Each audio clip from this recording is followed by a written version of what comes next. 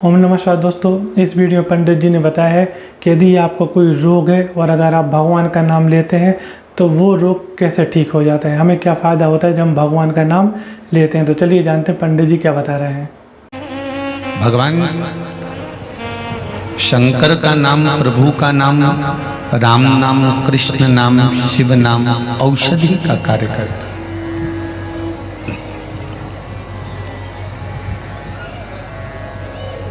अमृत है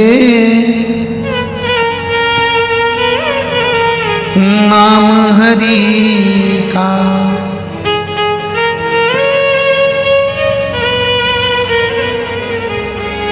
इसे छोड़ विष पीना क्या, प्रभु नाम नहीं तो जीना क्या, शिव नाम नहीं तो जीना क्या।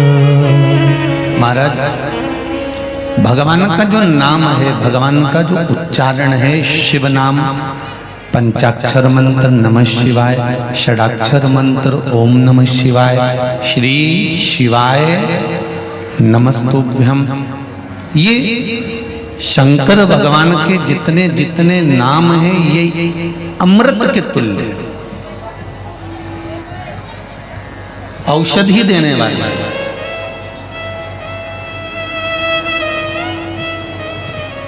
एक बात हम कहना चाहेंगे, आप लोग अगर स्मरण किए होंगे, जब बहुत शरीर में ताप पड़ रहा हो, बहुत बुखार आ रहा हो, डॉक्टर अपना काम करे, वो डॉक्टर का काम है। दवाई देना डॉक्टर का काम है, वो दवाई भी देगा, औषधि भी देगा। डॉक्टर को भी दिखाओ, पर डॉक्टर को दिखाते दिखाते साथ में जब शरीर में बहुत तेज बुखार आ रहा हो, ताप पड़ रहा हो, तो कोई वस्त्र गीला कर कर जब उसके सिर पर लगाया जाता है तो श्री शिवाय नमस्तुभ्यम इस मंत्र का जाप करते रहिए, करते रहिए।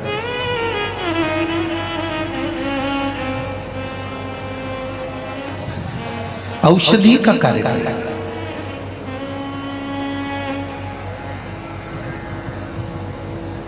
दुनिया के लोगों को ये नहीं मालूम था कि जिस बेलपत्री को हम भगवान शंकर पर समर्पित कर रहे हैं, ये बेलपत्री भी एक औषधि है।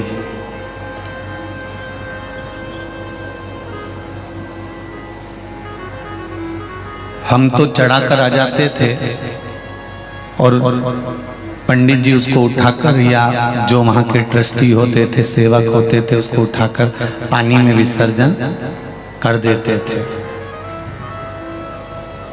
पर शिव महापुराण के माध्यम से आज आपको ये ज्ञात तो हो गया कि बेलपत्री में, एक बेलपत्र में वो औषधि होती है कि वो ब्लड प्रेशर, शुगर, गठिया, थायराइड,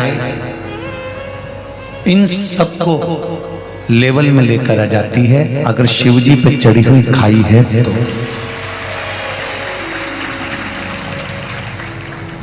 पहले लोगों ने बहुत हंसी करी कि बेलपत्र खाने से कोई रोग मिटता है, बेलपत्र खाने से कोई, बेलपत्र शिवजी पे चढ़ी हुई खाने से क्या रोग समाप्त होगा। पर ये पर्चे जो ढेर सारे लोग भेज रहे हैं, इनको आप जब पढ़ेंगे, हम इन पर्चों को लेकर नहीं जाते। ये पर्चे सागर के पर्चे सागर में ही रहेंगे, जहां कथा करने जाते हैं वहां के पर्चे वहीं छोड़ देते हैं, और आप उस पर्चे को यहाँ से लेकर जाकर पढ़ाई कर सकते हो। उसमें मोबाइल नंबर भी देते हैं, आप उनसे बात भी कर सकते हो कि आपने ये पत्र लिखा था और आपको ये फायदा हुआ था।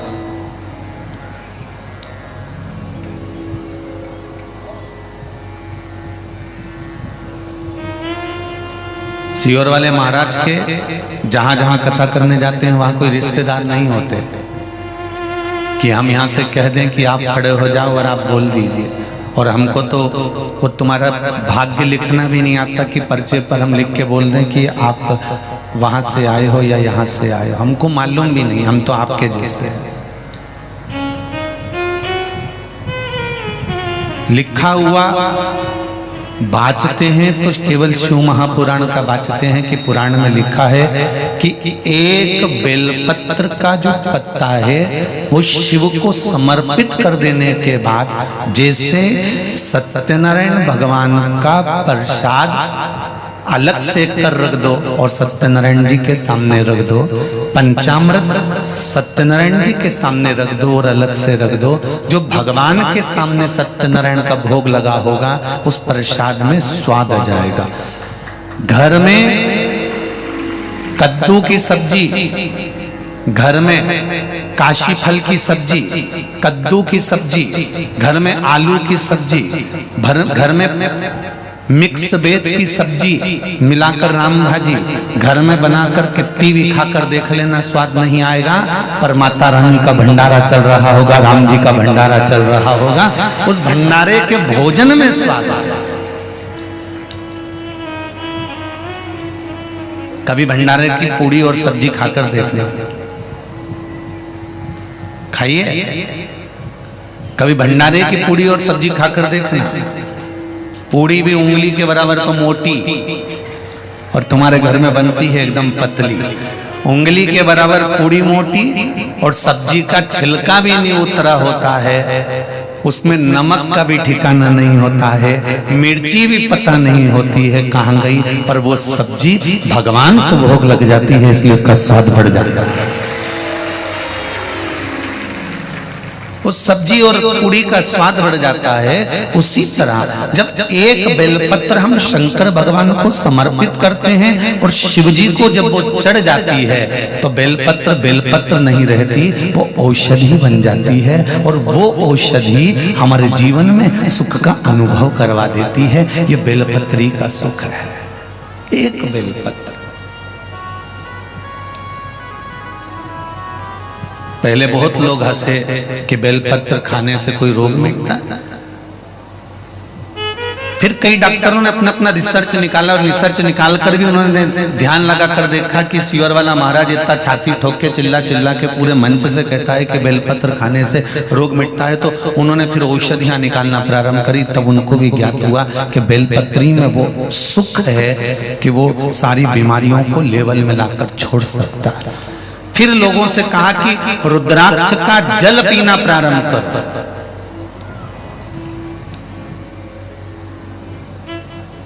पर रुद्राक्ष भी असली होना चाहिए। कुबेरेश्वर धाम से जो रुद्राक्ष आपको मिल रहे थे अभी तो खैर वहां बंद कर दिया गया है, गर्मी बहुत पड़ रही है और कुबेरेश्वर धाम पर इतनी व्यवस्थाएं नहीं है क्योंकि वहां निर्माण कार्य चालू है। आपको हम कह दें कि आप वहां पर आए और आपको रुद्राक्ष मिल जाएगा, तो अभी हमने रुद्राक्ष वितरण बंद कर रखा है। आप बिल्कुल रुद्राक्ष के लिए ना पहुंचे। आपको जाना है तो कुबेरेश्वर बाबा की धरा को नमन करने जाइए, कंकर शंकर को नमन करने जाइए और कुबेरेश्वर बाबा को प्रणाम करने जाइए। ये केसरवानी जी जो कथा करवा रहे हैं, ये मोहन भैया, इनका परिवार कुबेरेश्वर धाम से आज से नहीं जुड़ा है। लगभग उनको 4 साल से लगातार हर 2 महीने में 3 महीने में वो कुबेरेश्वर धाम जाकर, हम मिले चाहे ना मिले पर वो पहुंचकर बाबा को प्रणाम कर कर तो आ ही जाते। हर 2-3 महीने में मोहन भैया वहां पहुंच जाएंगे और वहां बाबा को लोट लगाकर प्रणाम कर कर आ जाएंगे। हम कहते भी हैं मोहन भैया अभी तो शंकर जी यहाँ पर स्थापित नहीं हुए, विराजमान नहीं हुए। का गुरु जी यहाँ का कंकर शंकर है, यहाँ पर जब से आ रहा हूँ तब से बाबा की कृपा है और मन इस भूमि से लगा हुआ है, तो ना जाने बाबा क्या कृपा कर देता है पता ही नहीं पड़ता। मैं इनको पूछा कि तुम हर 2-3 महीने में वहां पहुंच जाते? बस वो बुला लेता है, हम पहुंच जाते।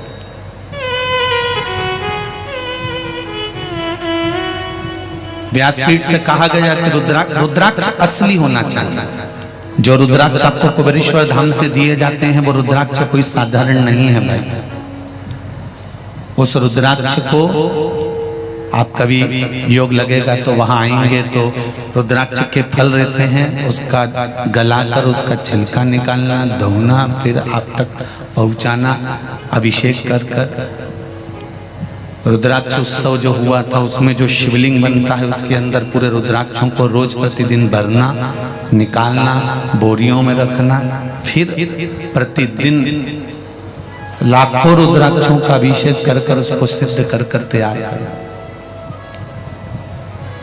और सिद्ध भी सियोर वाले महाराज की कोई सामर्थ्यता नहीं है कि वो सिद्ध कर ले, क्योंकि हम तो खुद ही सिद्ध नहीं है, तो वो सिद्ध क्या करेंगे। इतना जरूर है कि विद्वान ब्राह्मण, कर्मकांडी ब्राह्मण जब अपने मंत्रों का उच्चारण करते हैं और रुद्राष्टाध्यायी से जब अभिषेक करते हैं और जितने लोग श्री शिवाय नमस्तुभ्यम का जाप कर कर उस शिवलिंग पर जब जल चढ़ाते हैं तो वो रुद्राक्ष सब अपने आप सिद्ध हो जाते हैं और बाबा की कृपा हो जाती है।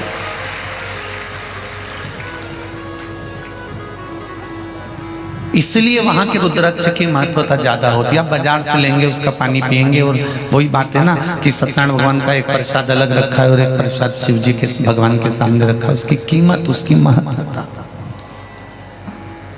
आपको बीच बीच में कहा कि रुद्राक्ष का जल पीना चाहिए। अगर कैंसर जैसी रोग बीमारी है, ब्लड प्रेशर जैसी बीमारी है, या आपका डायलिसिस चल रहा है, या आपका लीवर किडनी गड़बड़ हो गया है, तो जो रुद्राक्ष आपको कुबेरेश्वर धाम से मिला हो, अभी तो खैर बंद है पर मिला हो और हो तो उसका जल ताम्र पात्र में उस रुद्राक्ष को डालकर पानी सुबह सुबह उसका 2 चम्मच 3 चम्मच दिन भर में 2-2 चम्मच पीना प्रारंभ करिए। आपको जीवन में सुख का अनुभव होगा, आनंद का अनुभव।